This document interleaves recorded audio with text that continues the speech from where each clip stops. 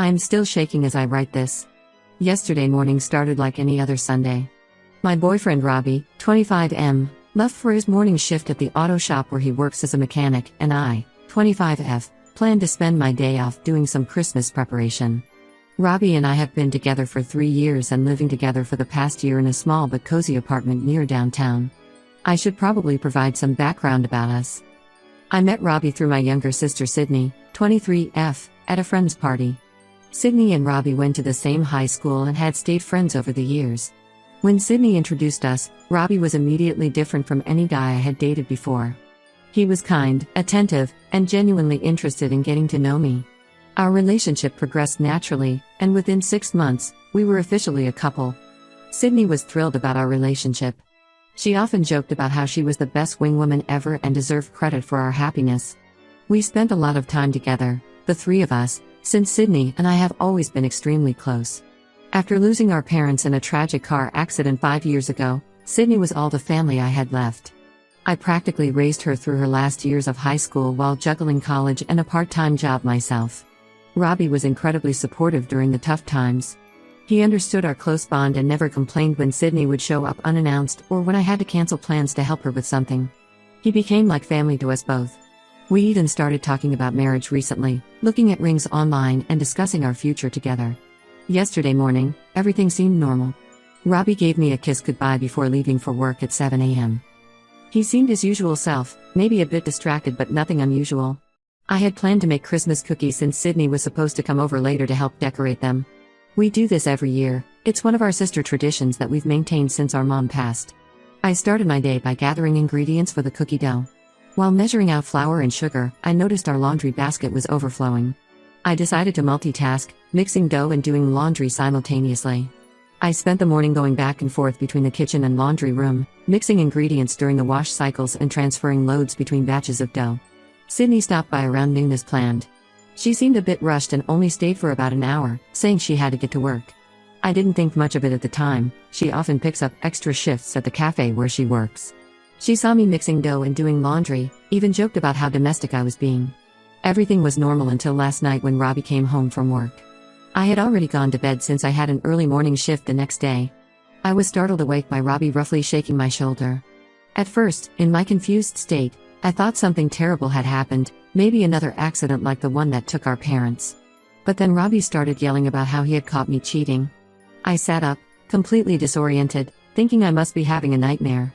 Robbie then pulled out his phone and revealed that he had set up an old phone in our living room to record any sounds while he was gone. My initial reaction wasn't even anger about being recorded. I was too confused by his accusation to process that violation yet. He played the audio for me, and all I could hear were normal household sounds, me mixing cookie dough, the washer running, me coughing occasionally, the sound of water running when I washed my hands, and the noise of me transferring laundry from washer to dryer. But Robbie was convinced he could hear what he described as heavy breathing and what he claimed was someone removing a condom. I was shocked and tried explaining everything I had done that day. I mentioned Sydney's visit, thinking that would help verify my story. I even called Sydney right then and there, despite it being almost midnight. She answered, sounding groggy, and confirmed everything, that she had stopped by while I was making cookie dough and saw nothing suspicious. Instead of believing us, Robbie became even more agitated. He accused Sydney of lying to cover for me, saying he couldn't believe she would stoop so low.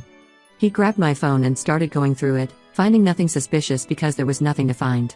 Still, he kept insisting that the audio proved I was cheating. I started crying, repeatedly telling him that I had done nothing wrong. I reminded him of our whole relationship, our future plans, asked him why I would throw all that away. The more I tried to explain, the more frustrated he became. Finally, I pointed out how strange it was for him to secretly record me in our own home. I suggested that maybe he was the one hiding something, which only made him angrier. Robbie then announced he was going to stay with his friend Andrew. He threw some clothes in a bag while I sat on the floor of our bedroom, crying and feeling completely helpless. Before he left, he said he needed time to think about whether he could ever trust me again, as if I was the one who had broken trust by simply existing in our apartment and doing chores. I haven't slept since he left. I keep replaying everything in my head, trying to understand what normal household sounds could have been misinterpreted so badly. The feeling of being recorded in my own home without my knowledge makes me physically ill. Even if we somehow move past this, how can I ever feel comfortable in my own home knowing he might be recording me? This whole situation feels surreal. In 3 years together, Robbie has never shown this level of paranoia or distrust. He's always been caring and understanding. We've never even had major fights before this. I've never given him any reason to doubt me and have never cheated in my life. The worst part is being accused of something I didn't do and having no way to prove my innocence. I don't know where to go from here. How do you defend yourself against accusations based on the sound of cookie dough being mixed and laundry being done? How do you prove you didn't do something? The whole thing makes me feel crazy, like I'm trapped in some bizarre nightmare that I can't wake up from.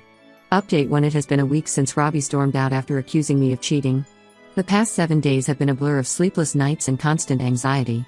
Robbie hasn't been home since then, only sending occasional texts saying he needed space to think things through. I spent the whole week feeling devastated and questioning every moment of our relationship. Yesterday, I finally discovered the real reason behind his bizarre behavior, and I am still struggling to process the magnitude of this betrayal. I had spent most of the week barely functioning. Our apartment felt too quiet, too empty. Every time I looked at the living room, I wondered where exactly he had hidden that phone to record me. I couldn't focus at work, couldn't eat properly, and kept expecting to wake up and find out this was all just a bad dream. Yesterday morning, I ran out of basic supplies at home. I hadn't gone grocery shopping all week, surviving on delivery and whatever was left in the pantry. I decided to drive to the store near Sydney's apartment since it was usually less crowded than the one near me. As I was walking through the parking lot, I noticed Robbie's distinctive blue Honda Civic parked there. At first, I thought it must be a coincidence. Maybe he was shopping too. But then I remembered that Andrew, the friend he claimed to be staying with, lived in the complete opposite direction of this area. Something felt off about the whole situation.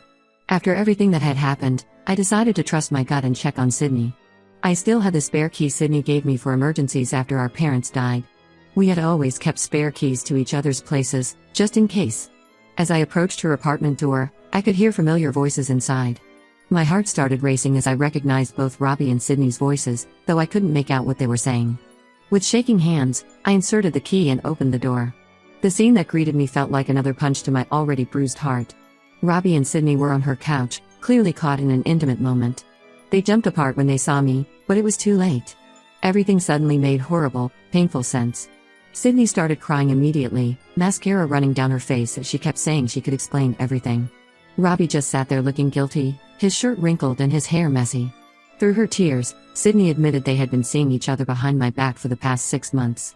The recording incident was their planned way to make me look bad so Robbie could end things with me without looking like the bad guy. I felt like all the air had been sucked out of the room. My own sister and my boyfriend had not only been having an affair but had deliberately conspired to gaslight me and make me question my sanity.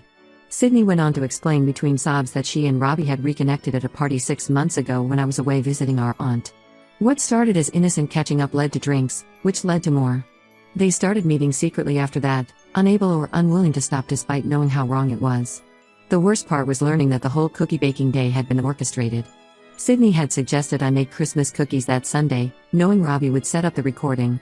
She came over briefly to establish her presence on the recording, making it easier to back up my story later when Robbie confronted me. They thought this would make me appear more credible when I inevitably mentioned her visit, only to have Robbie dramatically refuse to believe both of us. Robbie finally spoke up, his voice quiet as he admitted everything. He said they had been planning to reveal their relationship eventually but wanted to do it in a way that wouldn't make them look like the bad guys. The recording scheme was their way of creating enough doubt about my character to justify him leaving me. He claimed they were in love and hadn't meant to hurt me this way, as if that somehow made their betrayal any better. Sydney kept crying and saying she was sorry, that she had wanted to tell me many times but couldn't find the courage. She talked about how guilty she felt every time we had sister nights or family dinners, how hard it was to keep lying to my face. All I could think about was how she had watched me cry on the phone this past week, pretending to comfort me while knowing she was the cause of my pain. I stood there looking at the two people I trusted most in the world, feeling completely numb. The sister I had helped raise after losing our parents, the one I had sacrificed so much for, and the man I thought I would marry had betrayed me in the worst possible way. All those times Sydney came over to spend time with me, all the family dinners, all the moments we shared, everything felt tainted now. Without saying another word, I turned around and walked out. Both of them called after me but I didn't stop. I got in my car and drove home in a daze, barely registering the drive. Their calls and messages started flooding in but I couldn't bear to read them. The weight of their betrayal was crushing me. 6 months. For 6 months they had been sneaking around behind my back, probably laughing at how oblivious I was. All those times Robbie worked late or Sydney was too busy to meet, everything made sense now. They had taken my trust and used it against me, deliberately trying to make me doubt myself with that recording stunt. I spent the night alternating between crying and feeling angry.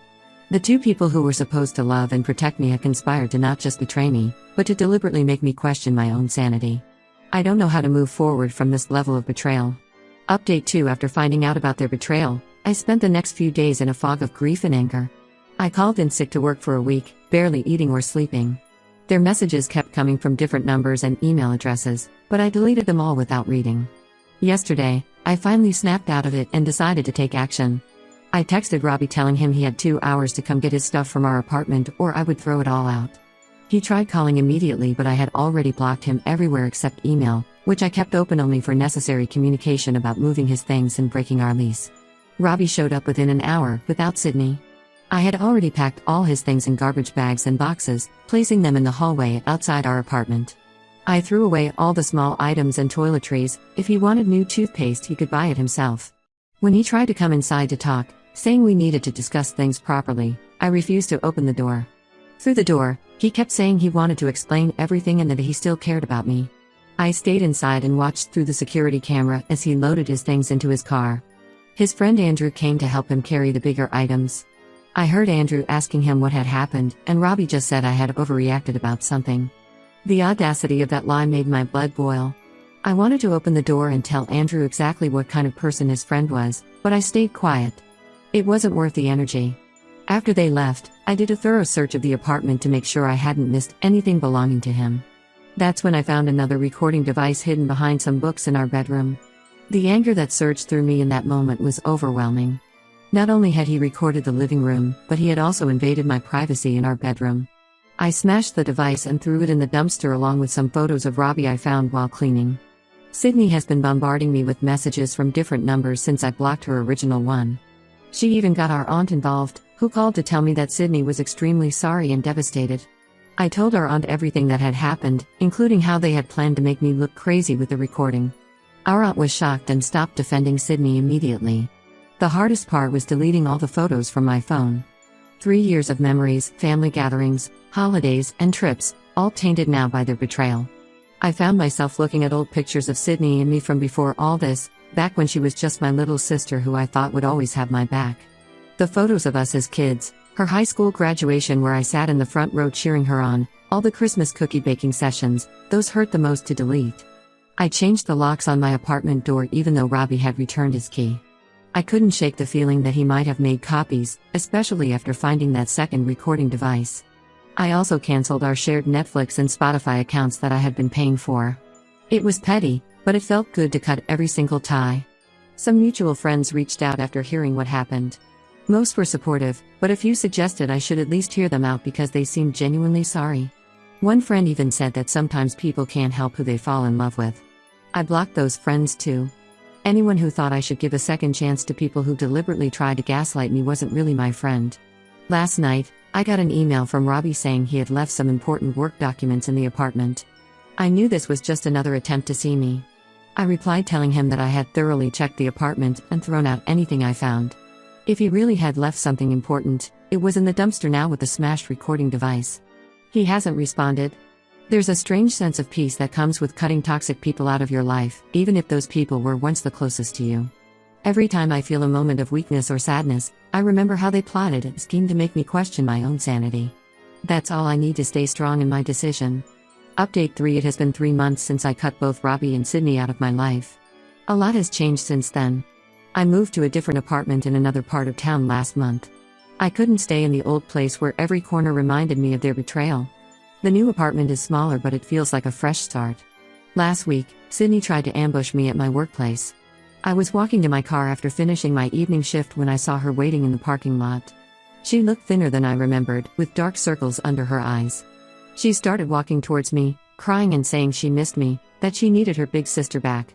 I walked straight past her to my car while she followed me, begging for forgiveness and saying she'd do anything to make things right. I got in my car and drove away without saying a word, leaving her standing there crying in the parking lot. Later that day, I informed my workplace security about her and showed them her picture. They were very understanding and assured me she wouldn't be allowed on the premises again. I also filed an incident report with HR just to be safe. Robbie made one last attempt to contact me through a mutual friend. He had apparently found some of my old journals and photo albums while unpacking at his new place. He wanted to return them, claiming they might have sentimental value to me. I told the friend to tell him to donate everything to Goodwill or throw it in the trash. I wanted nothing that would remind me of him or what they did to me. Our aunt called recently to tell me that Sydney and Robbie had moved in together. Apparently, they wanted me to know they were serious about their relationship and hoped I would understand someday. I hung up on her. The next day I sent our aunt a long email explaining that while I appreciated her trying to keep peace in the family, I never wanted to hear about Sydney or Robbie again. I told her any future attempts to pass messages between us would result in me cutting contact with her too. The new apartment feels peaceful now. No hidden recording devices, no lies, no betrayal. I bought all new furniture and decorated it completely differently from my old place. Some days are harder than others, especially when I see sisters together or when something reminds me of our parents. But I'm slowly rebuilding my life on my own terms. I deleted all my social media accounts and created new ones, carefully choosing who to add back. My circle is smaller now but more trustworthy. I lost some mutual friends in the process, but the ones who stayed have been incredibly supportive. They never mentioned Sydney or Robbie, and they respect my boundaries without question. Yesterday I received a wedding invitation from my cousin Emma. Sydney will obviously be there since she's family. After thinking it over, I decided not to attend. I sent Emma a nice gift and a note explaining my absence. She called me later to say she completely understood and supported my decision to maintain firm boundaries. She even offered to send me pictures from the parts of the wedding where Sydney wouldn't be present. During these 3 months, I've learned that having no sister is better than having one who could betray you so deeply. The same goes for relationships. Being single is far better than being with someone who could conspire with your own sister to make you question your sanity. Sometimes the family you're born with isn't the family you need to keep in your life. I know now that I deserve better than both of them. The pain isn't gone, but it's different now. Less sharp, more like a dull ache that I've learned to live with. I'm focusing on building a new life, one that doesn't include people who could hurt me so deliberately and deeply.